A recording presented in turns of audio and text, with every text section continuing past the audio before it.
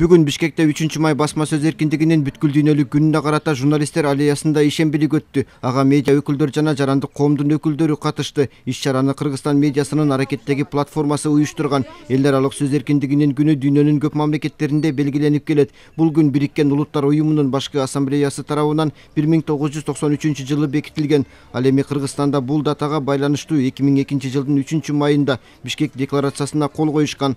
Басма сөз эркиндигине сара эсеп салган эл аралык уюмдардын жарыялаган рейтингтеринде Кыргызстан борбор Азиядагы мамлекеттер арасында сөз эркиндиги алда канча алдыңкы орундагы өлкө катары саналат.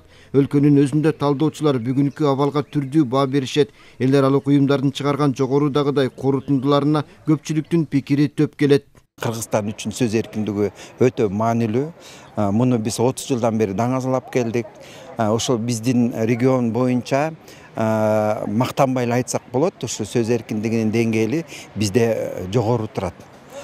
Мен бир 2 жыл мурун Душанбеде ошол Казакстан, Кыргызстан, Тажикстан, Өзбекстан, Түркменистан, Россия ошол биздин региондогу журналисттер менен чогулган бир иш-чарага катышып келгем. Ошол жерден айтышканда, силерде сөз эркиндиги баягы бийик, силер эркин иштей аласыңар, силерди эч ким коркутпайт, үркүтпөйт деп мен ошондо эле айткам. Бизге дагы сөз эркиндигин жөн эле берип койгон эмес, даярдап, бышырып бизге берип койгон эмес.